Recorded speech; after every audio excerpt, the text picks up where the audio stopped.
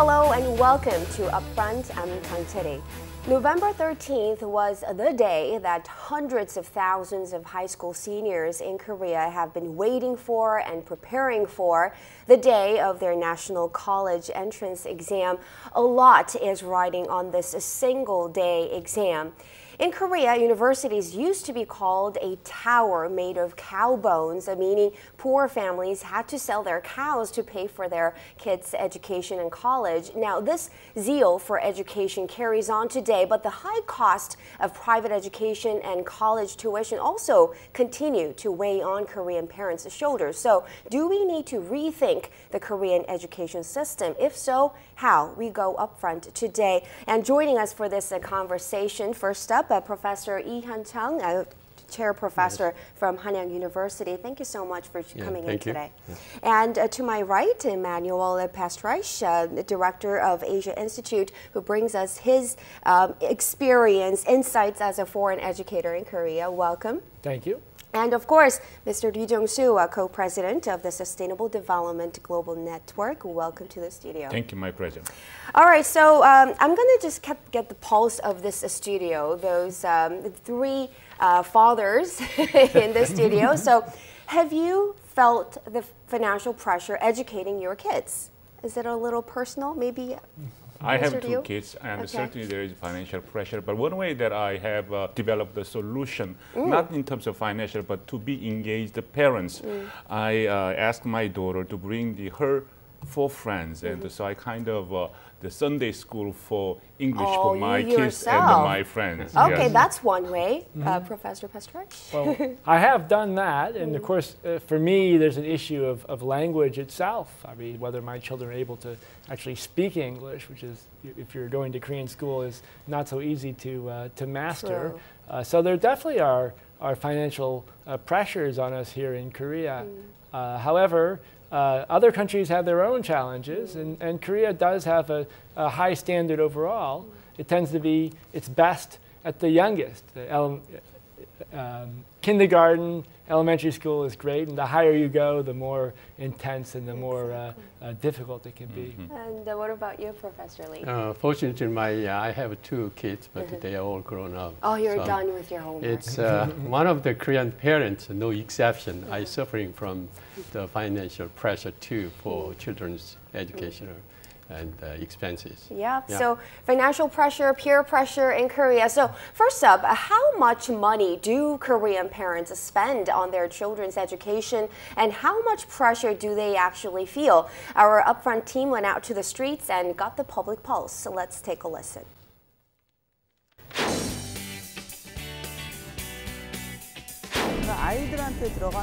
Both my husband and I work together, and the entire income from one of us goes towards education expenses. About 60 to 70% of our entire income is spent on our children's education. My children go to 3 different institutes and study from 2 different homeschool materials. It costs about $140 per child. In Korea, it takes about $300,000 to put one child through college. I worry that my child will fall behind other students without a private education, so I can't help but make sure they're getting it. Korea's private education market has grown to about $20 billion per year. Private education expenses increase when kids move to higher grades, so I feel the pressure. Parents also need to prepare for their later years, but private education expenses are a big burden. A consulting company in the U.S. compared Korea's zeal for private education to an arms race.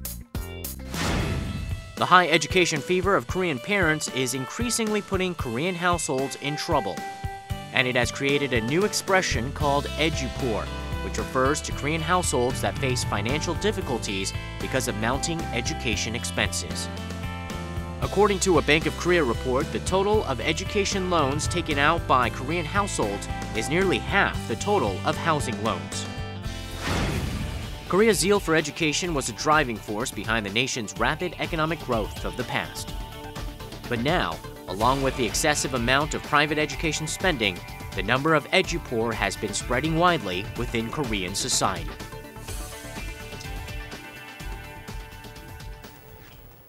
So Korean parents may cut back on other areas when it comes to household spending, but they never skimp on their kids' education. Sure. Why is that? Why are we so obsessed with education? One statistic showed that about 824,000 family holders are suffering from the private education for children's spending, educational spending. The number is about over 3 million people. So 73% of all middle class is families. They are really suffering from that. The reason why they are really sacrifice their life for their children's education, and even they spend lots of money. That's in my personal opinion, 3 major reasons. One is 3 myths in my call. And one is parent education belief system is something wrong. Second thing is they have a long conception attitude toward education, like a miseducation or moral education in my personal terms. That's the wrong. Third one is the social conformity tendencies. For example, neighborhood kids go to the private institute. Next day, his or her mother sent his kids to the private tutoring agencies. I mean, we saw in the clip just now, some called it an arms race, and we all laughed about it, but then you actually said it's true. It's a good expression for it. It is. Why is Korea so obsessed with education, do you think?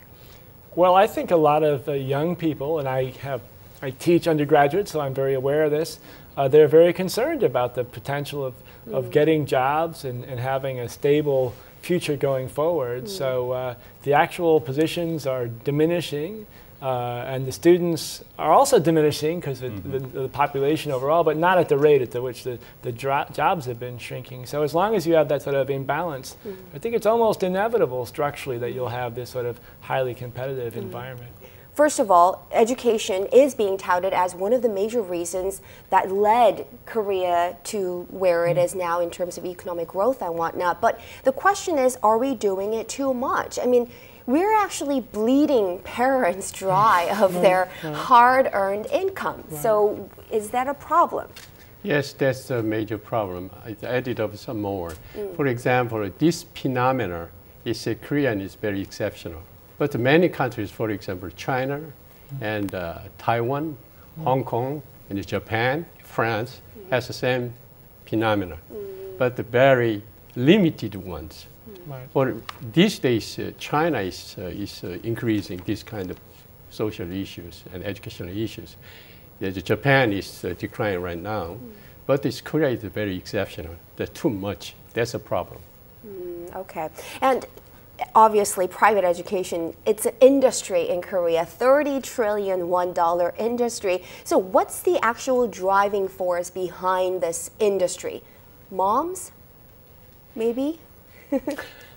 Professor Pestrad. I don't want to make any blanket statements about moms. Don't worry, we'll protect you from all the Korean moms, okay? All the Korean moms out there. Yes. Well, competition, this culture of competition, obviously is a major issue, and I've seen it in my own classes, right? Of course, my hands are tied in terms of how I grade students by the system, or the absolute or the relative evaluations.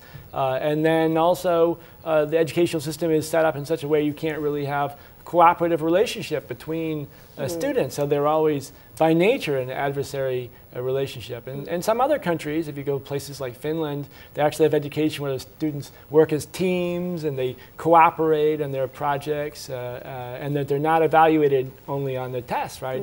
Evaluated in a sort of multi-dimensional manner. So I understand Korean mothers.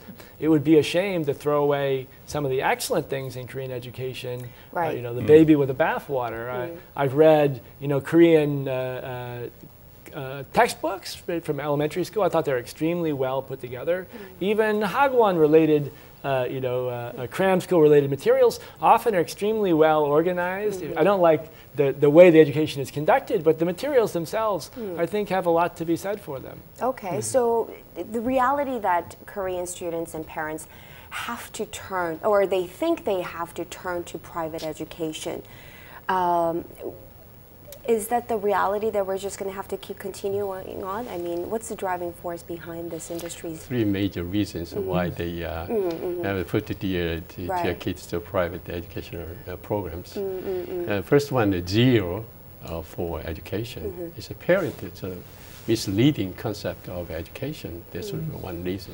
The keen competition structure of school setting, I think that's the second thing.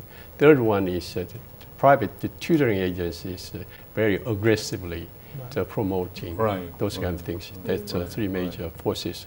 This melting pot can behind major driving forces for education poor and examination hell in this country, I think. For example, we can very easily meet in the street $1 million income private education tutors, instructors. Yes. That means that the private education is spread at all of the middle class in the family orders in this country. That's too much, I think. So it is about time to change. But as you said, the private, the industry's drive, commercial drive, and plus there is a paranoia. If my child is not receiving this education, this tutoring, that my child will be behind. Exactly. There is a strong paranoia that also works as well. Exactly. The problem is, I think, they cannot really afford, well, some of them can, but not many of them can. And there is actually a funny saying going around in Korea. I'm sure you've heard this at least once. So, 3 ingredients for a successful education for a kid: mom's information and network, dad's indifference, he doesn't have to care, and grandfather's financial support. So obviously it shows the reality that many of these Korean households cannot afford this expensive education. Any side effects of overspending onto education? Certainly. Yes. Go ahead. The part where that we have in terms of Korea, the economic concerns, we have such a high domestic house debt, right? And as Dr. Lee mentioned about the amount of money we spend in the tutoring of private education, which in terms of the international, the average seems that we are way above. They are focusing on the children, the investing on children's education, and then the really poorly preparing for their future life. Yeah, I added up some more. I think it's, in my personal opinion, the Korean society, education poor society, that's closely associated with silver poor and youngsters poor, because youngsters really hard to find a job because they go into the late years, they go into the job. And then they don't have enough time to save money for their children's educational spending. So, and then they become a middle class, their kids' education start. They easily can be an education poor. And then education poor makes no seat to saving their money for the later years. That's closely associated with the silver poor. So in my personal opinion, 3 poor society, youngsters poor because they don't have a jobless poor, and the middle class on the middle years age, education poor, and the later years they don't have enough pensions, enough security bond, etc. So later years is Korean elders suffering from the silver poor.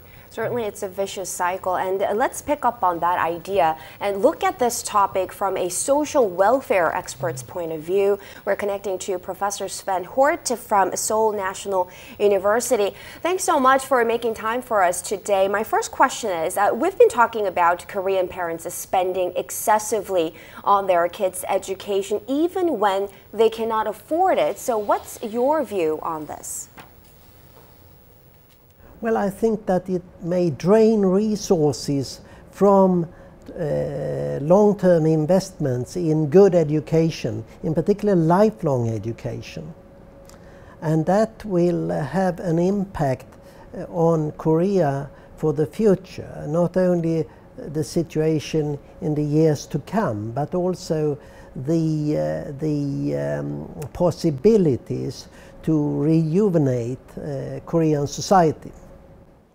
So is there any correlation between the level of education and welfare? Well, that's a reciprocal relationship, and it depends on both the system of education and on the system of welfare. Most often, historically, the level of education has improved the level of welfare, but there is, of course, also situations where it can go the other way around. At the moment, I think the rather high level of education in Korea should have an impact for the future of the well-being of Koreans. But with this growing waste of money on private education, I think there is a possibility that the present level of welfare will not improve. All right, Professor Hort, I'm afraid we'll have to leave it there for now. Thanks so much for sharing your insights with us. And I mentioned this in the beginning too, but every year on the day of National College Entrance Exam Day, we are treated to some unusual scenes every year. It's repeated every year. So just to highlight some of them, we get to go to work an hour late than usual. Stock markets open an hour later, and flights are banned from landing or taking off during their English listening test. So it's something. The entire country is very supportive when it comes to getting these kids into their schools. What's the significance of entering college, universities in Korea? What does it mean? There's one survey showed that there's 4 reasons why they go into the university. First one is to find a good job. Second is getting a more chance for successful life. Right. And third one, they is not become a loser of the society. That's a reason. So these reasons mainly focus on nice jobs, for example. So private education linked to prestigious college entrings, and later on they finding prestigious jobs. That this kind of formula is all spread among its Korean parents, Korean society, Korean structure. That's why they're entering to the college. But if they wanted to be a just normal college education, everybody can go into the university. But 30, I count 30, is prestigious university. That's limited to 10 prestigious university go into. That's major courses of examination held in this country. Yeah, so I mean, wanting to go to a first-class school and wanting to get well-paid jobs, nothing wrong with it, but we often talk about these huge investments on education, trying to go to college here in Korea, often in negative lights. So why do you think that is? Well, I think one has to contrast. Although the system is the same, the general entrance examination system is the same as what it was, say, in 1960 or 70, that the whole nature has changed profoundly. So if you talk about the Korean development, the Korean miracle, perhaps the greatest element in the miracle was the promulgation of general public education, so that the standards were raised for all elementary schools in rural areas throughout the whole country, and a system was set up where it was much easier for people from disadvantaged families who work very hard to get into good schools. So, and if you compare, I don't have statistics, but my understanding is admissions to places like Seoul National University, that it used to be they would have a certain number of people from relatively poor families and from rural areas, islands off the coast, who just did well on the test, studying by themselves. And that now, increasingly, the tests and the system is set up so that if you're not going to the cram school regularly and taking that particular path, that it's very hard to get in. And so it has lost, education has lost some of the significance that it had in the social sense and social economic sense, say, 30 years ago. And we rank those schools, and yes. sometimes, in some cases, we tend to focus on the names of the schools that our kids or somebody goes to. That could be a part of the negativity surrounding this issue too, right? Yes, somehow, yes, but... Will we ever stop ranking Korean universities? I don't think it's a ranking system, never stop, I think. In the United States, I believe they have it. So every country they have it, but we are too much, that's a problem. Let's move on. So that's the basic academic skills of college students in Korea, but then we are actually seeing signs that it's getting more difficult for young Korean students, Korean graduates, to find those well-paid jobs that they were seeking to get. So then do we have a problem with Korean university education? Yeah, that's a real problem because one thing is we are too much overproduct of college graduate. Right. In my personal opinion. That's quite a statement. Yeah, that's one. The other one, because that's a college graduate, they are really welcome to work at it's a high school graduate level of jobs. That's a reason. The other one is, I think, there's mismatching issues. There is it's an industrial field is rapidly changing these days, especially information field and the cultural areas and other areas, high-tech areas, real rapidly changing. But the college curriculum is still very obsolete. So there's a mismatching between industrial education need and the college teaching. That's the really problem. I want to get your take on this, Professor. Well, I'd like maybe come back to this word education. So we say that Koreans are very interested in education, but sometimes I'm not so sure about that. I mean, education is something, of course, you can educate yourself. You learn from your friends, from intellectual exchanges. So often when we say that there's a great enthusiasm about education, it's not so much how much you study. I have a friend of mine, his son is studying for exams to get into college, and she confided in me, she said, I said, well, he'll do well in school because he loves reading books. And she said, kids who read books don't do well on tests. She doesn't want him to read books, she wants him to study for the test. So that's almost the opposite of education, right? It's almost an anti-education in a sense. So in a way, we're not really educating our kids, but just modeling them to a very do narrow well definition of what education is. So one could imagine, not sure how we would get there, but we can imagine a society in which you would be evaluated, and you do have to evaluate people. I don't think we'll ever get away from that. But on the breadth of your sort of intellectual abilities, your range of skills, your ability to interact with people, your ability to write well, and that's obviously not what we have now, right? It's the eye of the needle, I think is the parable, right? You have to get through this very narrow space, and that space really has very little to do with literary expression, with original ideas, with ability to respond, to be sympathetic to people. I mean, these are not skills that come up. Korea has always been ranked by the OECD in the upper echelons of academic achievement assessment.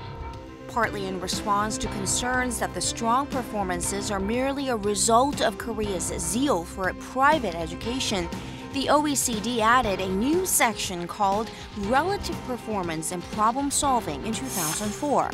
Korea still ranked number 1. In South Korea, teachers are known as nation builders. U.S. President Barack Obama in the past has heaped strong praise on Korea for its education system. Professor Jeffrey Sachs, a renowned economist, has also positively reviewed Korean education. Praised by other countries but a source of controversy within Korea, discussions and debates surround the competitiveness of the Korean education system. In a survey conducted by a Korean broadcasting station, 48% said the educational environment was competitive, while 38% said it was not. High education fever and the development of the internet were mentioned as the driving forces behind the competitive atmosphere, while the frequent changes within the entrance examination system were mentioned as a factor that hinders competitiveness. I think the quality of education is the real problem in Korea. Parents and students are spending a lot of money on education. But if quality is not proper, then the money that is spent on education turn out to be a investment without much return. So we have labor market analysis that tells that more than 25% of college graduates are actually receiving salaries lower than high school graduates. Our education system focuses too much on test scores, so we have to move from the education system depending too heavily on rote learning and multiple choices to more advanced system based on project-based learning and performance assessment, something like that. So we need a change in the classroom so that the students feel more engaged. How can we normalize public education? How can we eradicate the ills of private education and enhance the competitiveness of Korea's educational environment? Is reforming the college entrance exam a solution? Not necessarily complementing what we're not getting at the public education system, but a law that actually came out that bans advanced learning has recently been introduced. Do you think it will actually work? What I hear is that there are several times the government initiative tried to ban this the advanced studying, and that never worked. If you follow the government rule, then their children will lose the competitive advantage. Therefore, as long as the private the tutoring program wise, I haven't seen any sign that to follow the government policy. Yes, I agree with that. Okay. Solution must be we have to improve the quality of the public education. Yes. Not the other way around. Yes. There's some added of two strengths of a private education and public education. Combine it and then make a new paradigm we have these education reform. Tremendous inefficiencies, of course, when you have high school teachers who are very capable and then they're teaching a class where everybody is sleeping because they've been up all night at the Hagwon. With their private tutors. This is a terrible waste of both the investment in training people to be teachers and to build schools and maintain them and then duplicate essentially the curriculum. Exactly. One more thing is teacher boy issues, we have to solve that problem. Teacher boy issues, for example, that's the latest for example, private education heavily depend on instructors, instruction, because this 21st century's educational paradigm shifted from providers concept to consumers concept, from the teaching oriented to learning oriented. So consumer will be a student, but in Hagwon, for example, private educational agencies heavily rely on teachers' instruction. So they never become a self-paced learner later on. There's a teacher boy issues. That's really the big issues. Especially when there seems to be a lot of mistrust of those mini government rules when it comes to education system. And I've talked to a lot of parents around me, and they would say they cannot really depend on that rule that's existing at that moment because it's going to change in a couple of years. So maybe I should go off the record on this, but that's the reaction that I'm getting. So let's talk about then annual college entrance exam. Is it better to have higher admissions standards for Korean college students, or do we want to sort of go universal on this and go easy on them? I think it's depend on the nature of college entrance examination. For example, college entrance examination considered be as one admission criteria. Must be a high standard, admission standard it does need. But for example, the minimum requirement, that's a competence-based minimum requirement, then difficulty level is lower and a reasonable way. But I think it's very difficult, the college admission entrance examination. That's really make a big frustration among Korean students and the parents. That's a policy issue becomes. Yeah, it's a double-edged sword. I mean, if it's too difficult, then that's just going to give the private education industry so much power and so much money being injected into this. So we're talking about some side effects, no? Well, one of the major problems that we've encountered, I know it happens in Korea, but we find it in the United States or in China recently, particularly in China, is that when you go, say you spend a lot of money for high school and then you go to a very famous school, whether it's Seoul National University or Harvard, and then you graduate, if you compare your financial situation with someone who, for example, went to just a high school and went to learn to be a plumber or a carpenter, we're finding that sometimes those who went to specialized schools have equal incomes to those who went to very expensive schools. So the added value of going to college is sometimes drawn into question. And if we go back in time to Korea, say 1970s, not everybody went to four-year colleges. Many people went to technical schools. And maybe it's a somewhat unrealistic model to say that everybody should go through a four-year program and assume they're going to be working at in a office job. That in fact, first, those jobs are not sufficient, and second, there is increasing strength to the argument that in fact technical jobs pay technical in the sense of whether you're fixing the sewers or you have a specialized knowledge in terms of electric fixing phones, things like that. That this is a competitive field, and that maybe we become overly focused on the sort of four-year college dream. And I read an interesting research recently. So this is certainly leading to polarization, at least when it comes to education in Korea. I mean, it's not a big country, but it's already polarized when it comes to education spending. So people in Seoul, the capital city Seoul, are spending twice more than in other areas of this country. And obviously those in higher income people are spending 6 times more money on private education. So with that kind of gap in money spent, are we necessarily talking about, well, so is it leading to polarization in the Korean society first? Well, I'm not sure education is the cause of polarization in Korean society. That's actually a more complicated question, probably beyond the range of this meeting. But maybe I will defer to some of the experts. The way that I think is families with the greater incomes can easily use better tutoring, and also that's certainly the exacerbate in terms of the inequality where that children or the get to good schools as well as getting the good jobs. In my terms, educational stratification. That's associated with social stratification. That means, for example, their parents, as wealthy people, then their kids' education have a better chance to better education, better opportunity to a prestigious college entrance. And then later on, they have better jobs, and then later on, and a better life.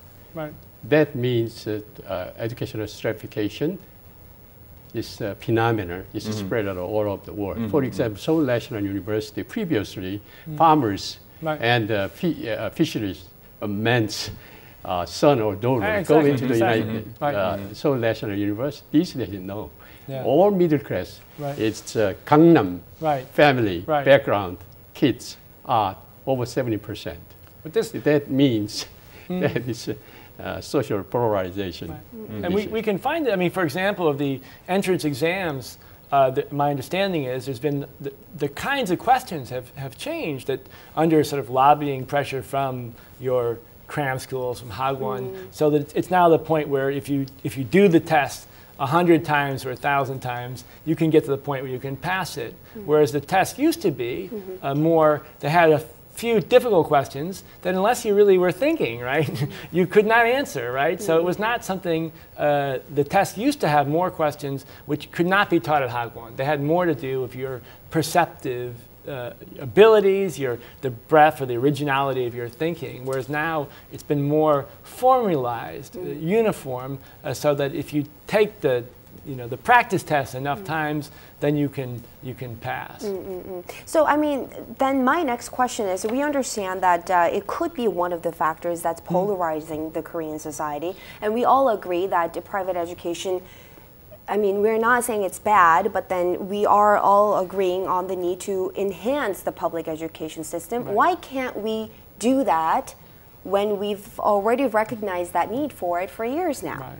So why can't we empower the public education system? It's a difficult question. But I think it's majority of Korean people, students, go into the public school rather than private school.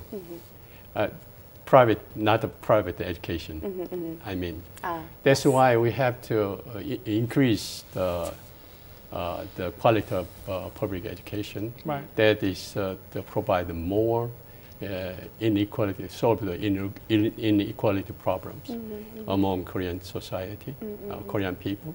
Also reduce the private tutoring expenses too. All right, and now at this point, let's get a view on this topic from overseas. Professor Michael Seth from James and Madison University is joining us. Professor, thanks so much for coming on to our show. Great to have you with us.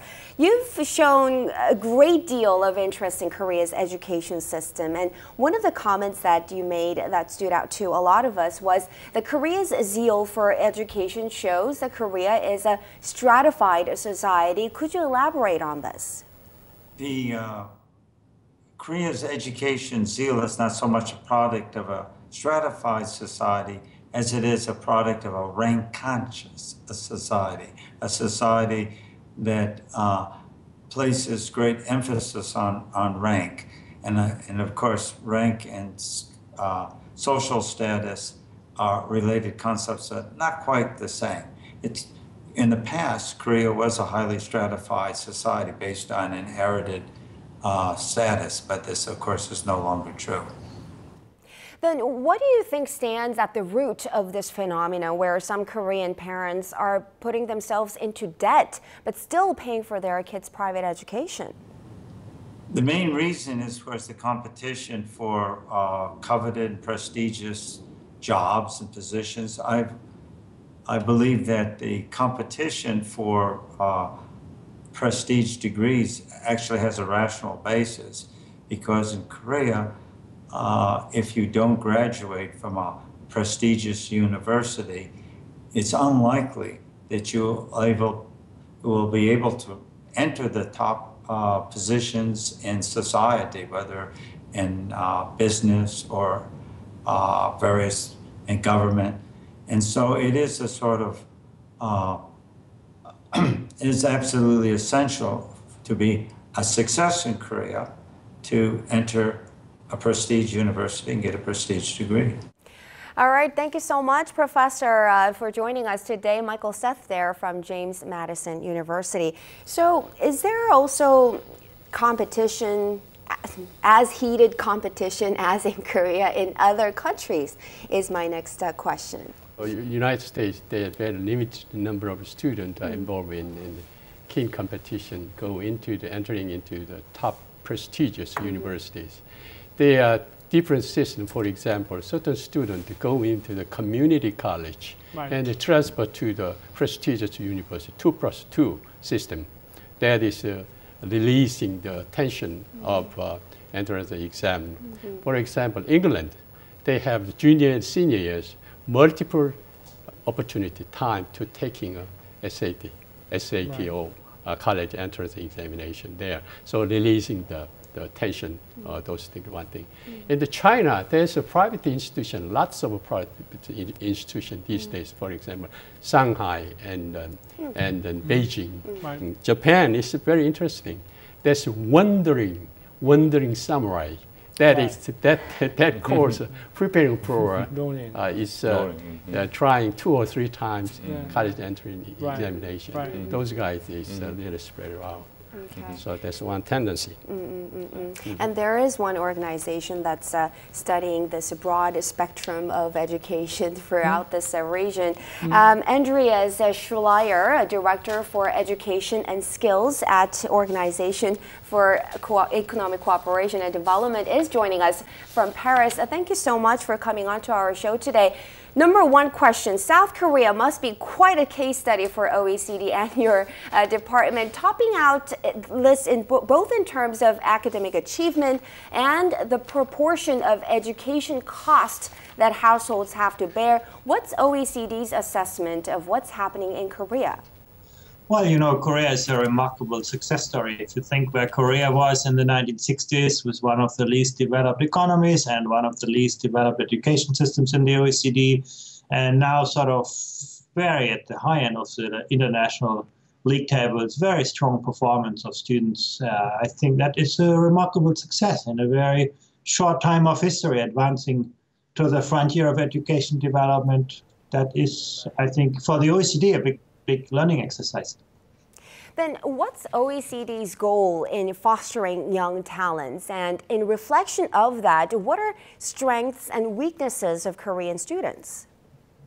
You know, one of the things that we have observed is that over time, we need fewer people with routine cognitive skills and more people who are good at creative thinking, at critical thinking, at problem solving, at the thinking out of the box. What you can see, for example, is that Korean students do better on tasks that require them to reproduce what they have learned, and they do somewhat less well in tasks that require them to construct knowledge. And that is something I think educators need to take to heart.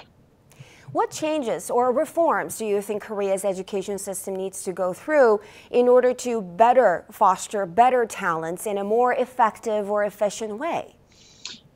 It's a question that is difficult to answer, but what we know is that the kind of skills that will make people successful in the 21st century are quite different from those that were sufficient in the past. And that requires also sort of not only 21st century skills, but also 21st century pedagogies. You know, project-based learning is becoming more important, collaborative learning, the capacity of teachers to see that students learn differently. It's very much what 21st century learning environments are about. So it's really not about just, you know, top-down reform, structural reform. It's very much to do with the kind of learning environment, the kind of human capital, the human talent in the education systems that I think education systems like Korea need to think about. All right, Director Schleier, we have to leave it there for now. Thank you so much for your comments today. Recent remarks by Jim Yong Kim, president of the World Bank Group at an international education forum, have gotten global attention.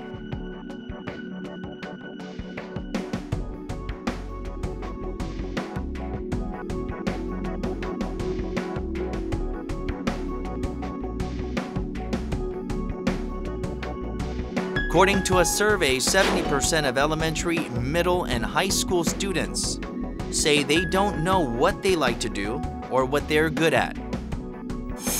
Korea ranked #1 among OECD nations in academic achievement.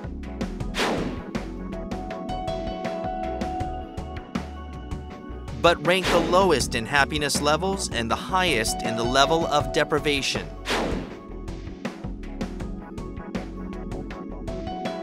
A new paradigm is needed to galvanize the creative education system. President Park has stressed that education should be the source of the creative ideas that spark innovation.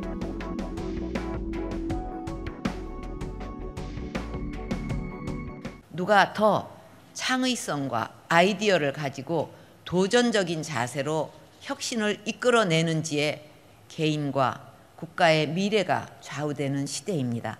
개개인의 잠재된 능력을 최대한 끌어올려서 아이디어와 열정으로 가득한 융합 인재를 길러내는 창의 인재 양성 교육으로 변해야 합니다. What is the first step in promoting innovation in Korean education?